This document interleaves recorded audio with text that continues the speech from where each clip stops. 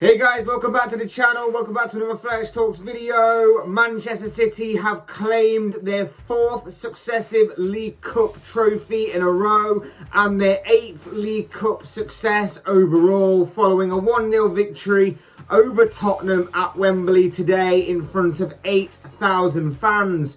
Before we get into talking about the game and about City's triumph, just a quick reminder to please like the video and also subscribe if you're new. Both things will always and forever be greatly appreciated. But for now, let's get back to talking about the Carabao Cup Final, in which Manchester City and Pep Guardiola once again triumphed in.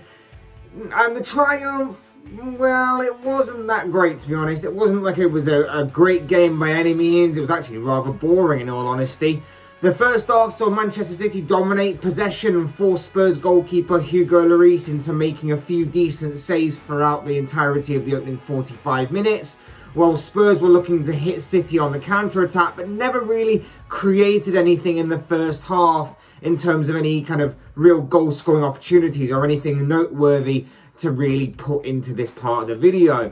And the same pattern kind of continued in the second half, right up until the 82nd minute, when Aymeric Laporte, filling in for the suspended John Stones, of course, headed home Kevin De Bruyne's free kick, a goal which proved to be the difference maker in the game and seal City's 8th League Cup triumph. It's another historic moment for Pep Guardiola and Manchester City, no doubt about it. They claimed the victory and the first real piece of silverware of the season. Like I say, that makes it 8 League Cups now for the club and their 4 Carabao Cup success in a row.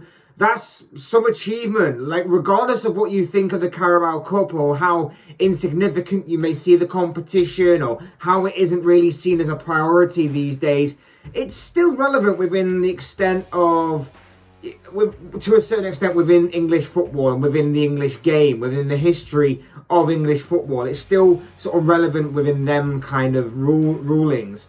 And whilst, of course, this club have bigger fish to fry in terms of 2 huge Champions League games coming up against PSG, and of course at the same time City and Guardiola are closing in on yet another Premier League title, this is still something to look at and have to give respect and credit to, especially with them winning it, like I say, 4 times in a row. That's something quite remarkable in itself.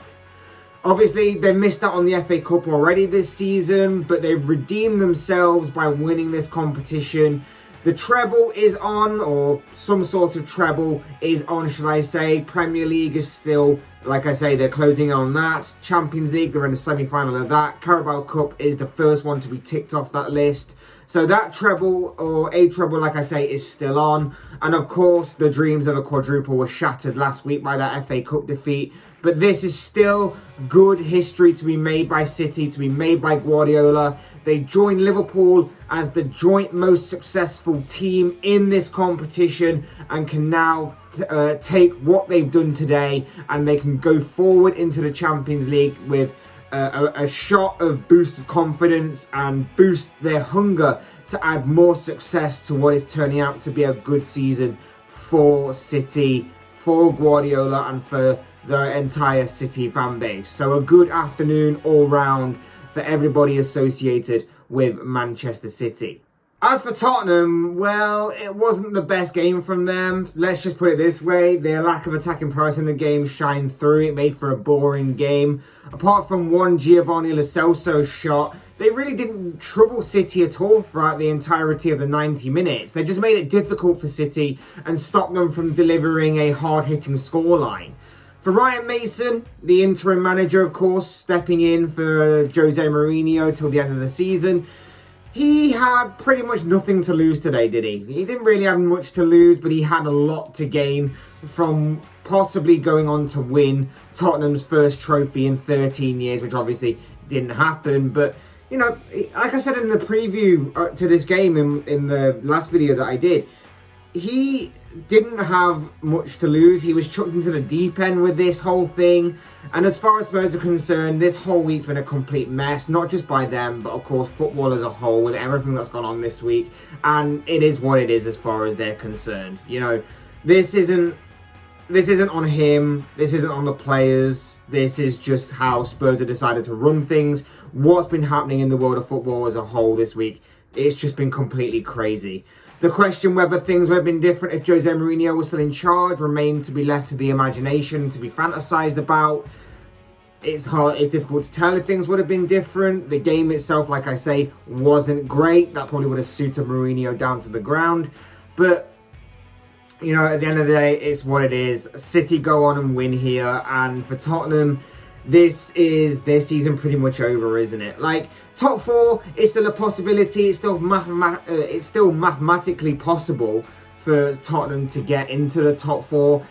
It does remain unlikely. It's not exactly a safe bet if you're going to put money on it.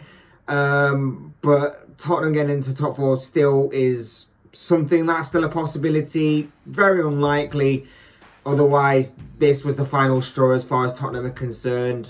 They haven't won it, and now basically just have to play out the rest of this season and build towards something for next season, I guess. What lies in Tottenham's future? Well, they've got to sort out a manager first. They've got to sort out the future of their big name players, mainly, of course, Harry Kane. All that remains to be seen. All that remains to be revealed. We're just going to have to wait and see on them scores, I'm afraid.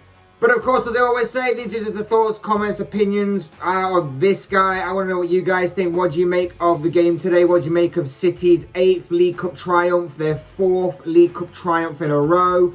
What do you make of Tottenham's defeat? What do you make of Ryan Mason being put in charge as interim manager till the end of the season? And what do you make of Tottenham going forward? What do you make of Harry Kane's future, their manager's future? What do you make of City's future? Will they go on to beat PSG in the Champions League semi-final? Will they close out this Premier League title race pretty soon? I'd love to know your thoughts, comments, opinions, predictions, whatever you want to call it, down in the comment section below. I'm sure they'll all make for interesting reading. Otherwise, hit the like button if you enjoyed the video. Subscribe if you're new or want to see more content like this. Both things will always and forever be greatly appreciated. And as always, thank you all so much for watching and listening. I've been Fletch. This has been another Fletch Talks video, and I will see and speak to you all again soon in another video.